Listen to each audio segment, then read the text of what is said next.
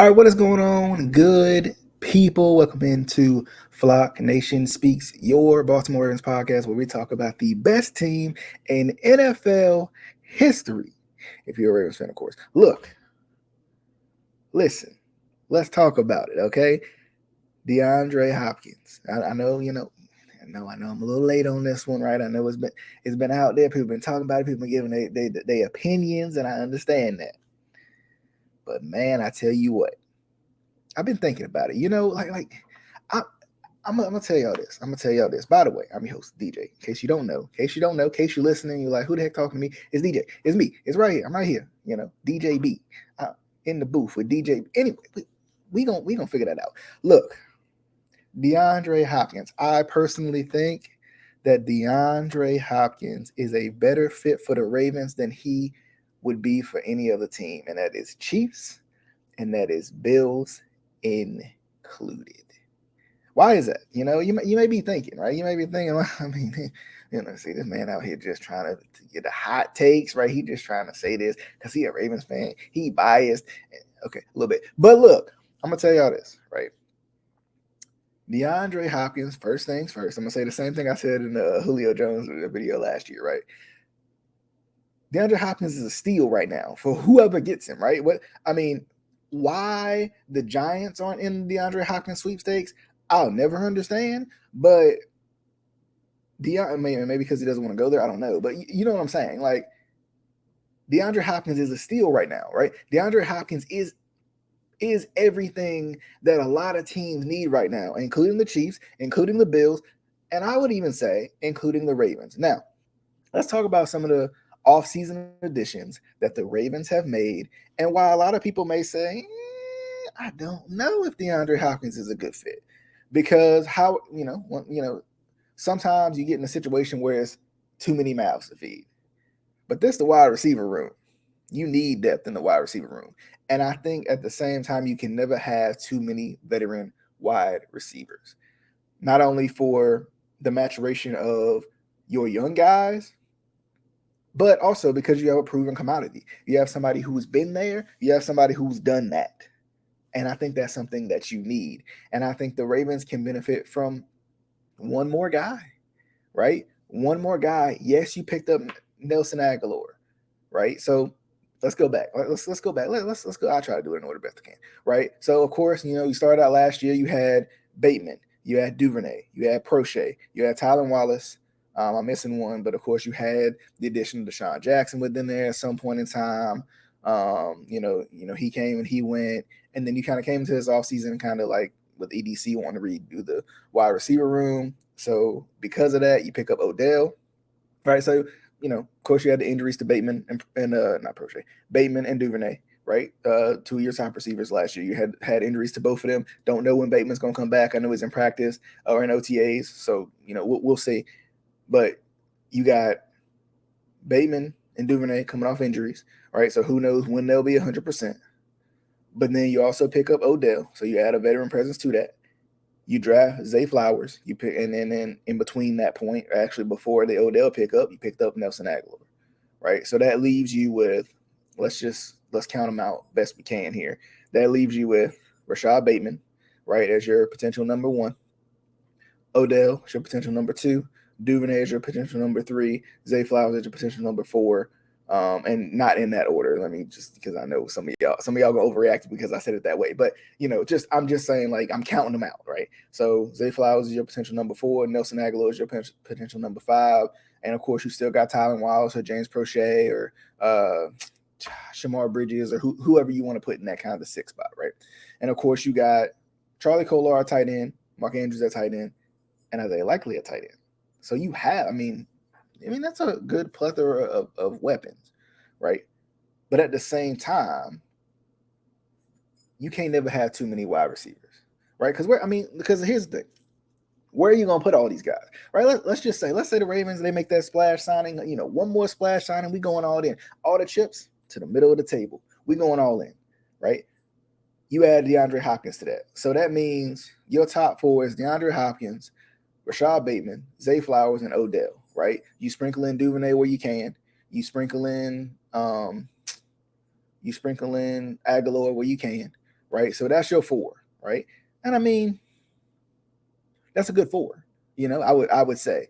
But at the same time, here's my thought process on this whole situation. Number one, I think Sarah Ellison was the one that said it, and I think she said it best, right? Like one of the biggest worries that you have is the fact that you haven't really seen Rashad Bateman finish out a season. So because you haven't seen Rashad Bateman finish out a season, even Deandre Hopkins has had some injuries and suspensions and what in the suspension last year and injuries too, right? You got those veteran guys, you got guys who've dealt with injuries. It don't help to have that one more guy that can fill in, right? And when you're dealing with veterans, the thing about veteran wide receivers is they ain't playing every play, right? They ain't gonna be out there every play. They ain't gonna be out there blocking every play, right? So you still gonna need those guys who can come out and block when you got run plays. You still gonna need those guys who can still pose a threat when you running maybe a play action set or RPO or something like that. So I think because of that, DeAndre Hopkins becomes exactly what you need, right? Because number one, let me put it to you like this: DeAndre Hopkins is a guy who you're you don't have a guy like that. You still don't to this day, right? To this day, you don't have a guy like DeAndre Hopkins. You don't have a guy who can go up and high point the ball. You don't have a guy with as good a hands as DeAndre Hopkins is. Because the guy probably second, in the hands category to DeAndre Hopkins on the team right now is what, Duvernay, probably. So two totally different receivers. So because of that, DeAndre Hopkins becomes a good fit because you don't have that guy who you're going to be able to, that wide receiver, that guy on the outside that you're going to be able to trust. I'll be able to put that big trust in when you need a big play, when you need a big first down, when you need somebody to get open, right? So I think the good part about signing DeAndre Hopkins for the Ravens is it adds a whole nother wrinkle. You got your kind of throw it up, let him go get it on the outside type of guy. You got shifty guys when it comes to Duvernay, when it comes to Bateman, when it comes to Zay Flowers. You got shifty guys now too. Then on top of that, right, you got Mark Andrews, who is going to make plays for you. You got Isaiah Likely, who I think is going to take a big next step in his second year, right? So that's my thing about it. I think adding DeAndre Hopkins, it takes pressure off of everybody else, right? And the other question I think a lot of people have is, and I guess it's kind of the concern, is do you really want DeAndre Hopkins to be the guy, right? As he continues to get older, I know people have concerns about that, but here's my thought process on DeAndre Hopkins, right?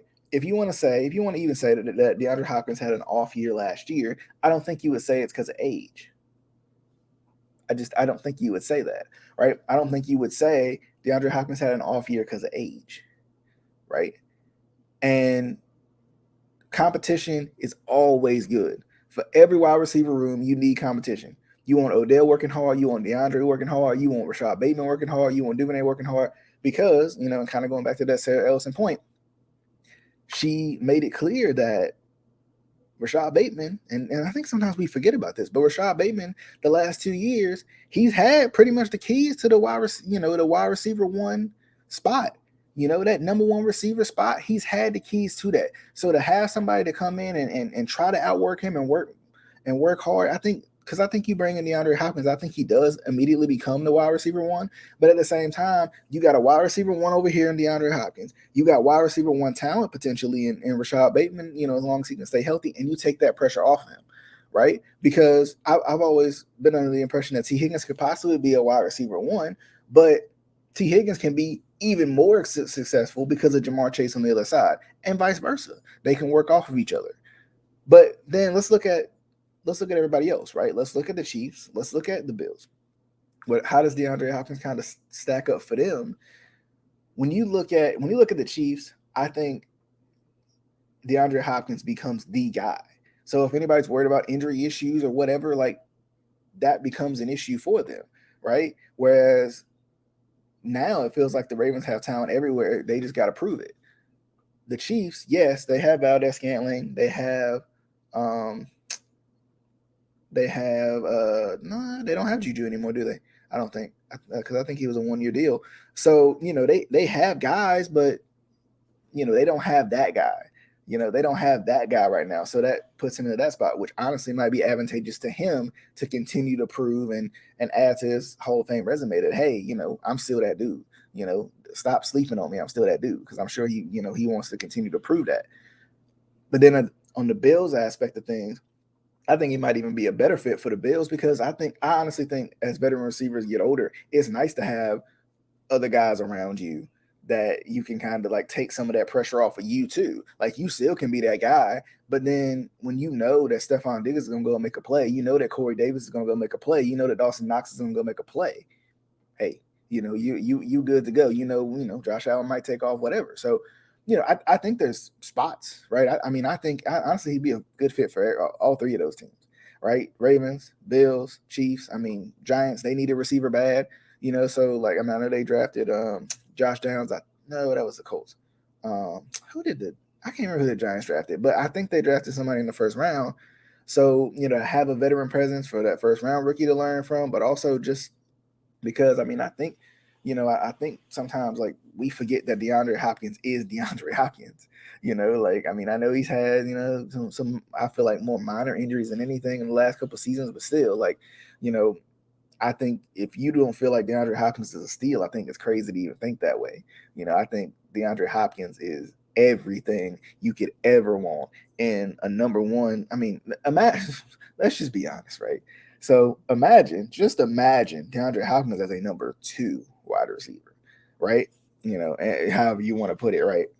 Number two, right? You know what I mean? Like, imagine DeAndre Hopkins as a number two wide receiver, in all technicalities or whatever, right? Like, imagine the amount of work he can do. I always make this comparison when it comes to the NBA, because I love basketball too. You know, it's kind of like, the D Rose effect, the Dwight Howard effect, and these guys, right? They were able to still be successful later on in their careers because when it was time for them to not be the guy, they could be the 6 man, the 7 man, 8 man. You know what I mean? The guy who comes in and makes that impact. So, and I think that's kind of, that's where DeAndre Hopkins could be too. He could be that guy, but at the same time, you put him in a situation to be the number two guy, right? You might even get more out of him. It's kind of like, and that's the thing about the Odell signing too. That's why the Odell signing was big, because yes, you want Odell there to make these plays, but you kind of want Odell there to take eyes off of everybody else, right? You want DeAndre Hopkins there to take eyes off of everybody else. Yes, he's gonna make plays. He's gonna make contested catches.